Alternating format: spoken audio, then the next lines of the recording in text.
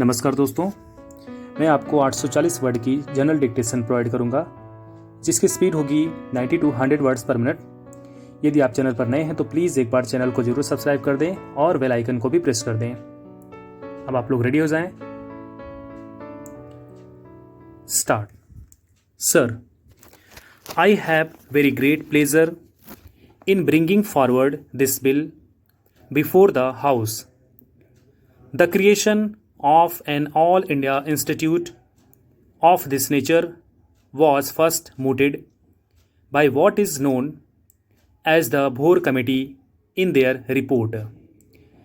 That committee toured all over India, went into the question of the health services in India, the means that provided those health services, ways of combating the lack of those services, and also how best we could maintain high standards of medical education and thereby promote the scientific knowledge of modern medicine in our own land with all the experience and all the clinical material available to us in our own country, in the background of our own country, including the villages, rather than send a few of our students abroad to go in for further postgraduate study. Now, this institute is going to lay primary emphasis on postgraduate studies.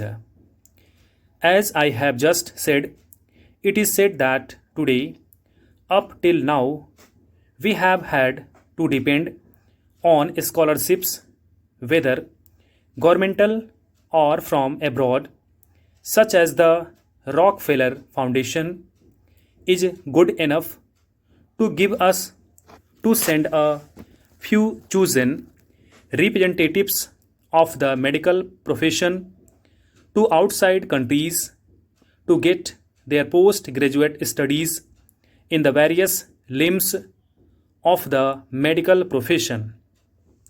I have always felt that it would be even much better for us if we could give the same knowledge as these young men and women acquire by going abroad in our own country. Further, if we have an institute of this nature, we shall thereby be able to control the standard of education. We shall be even able to make changes in the curriculum of our medical education and thereby give not only to this country but also through our country to the world something different, something that we from our rare experiences will be able to find as we go along this exploratory path of progress. As I have often said, it has been one of my cherished dreams that an institute of this nature should come into being and that through it we may be able to serve our own people better, especially the people who live in our villages. Our educational institutions have up till now been always located in the cities. This is also being located in Delhi. You may say a city, but we are going to have village hospitals. When I refer to medical education, I refer to modern medical education. At the very outset, I would like to say that perhaps there might be a little confusion in the minds of some members of this house, as there certainly was in the minds of the members of the Lok Sabha, that because this institute is called the All India Institute of Medical Sciences, it should also include sciences other than modern medicine. I have to say that if I had not been given a very large sum of money, £1.25 million, by the New Zealand government under the Colombo Plan to start an institute of modern medicine, I should probably never have been able to get our government to give me that amount of money to start with. This is not a new scheme, it has been before both houses because money for it has been budgeted over the last 4 years. There have been some delays in starting it, but there was no question ever of this institute being anything except one for developing sciences which are allied to modern medicine. Now, modern medicine includes ever so many sciences which, with the dynamic progress which this science makes, are increasing in number every day.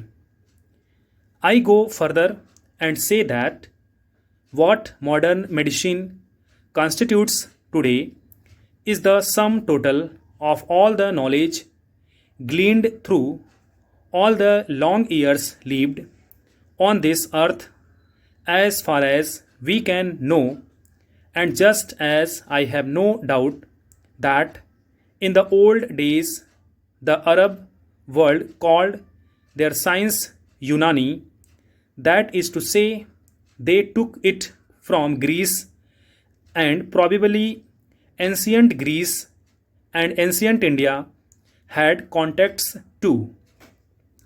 I have no doubt either that modern medicine in the initial stages took a great deal from Ayurveda or that science of life as propounded by our ancients.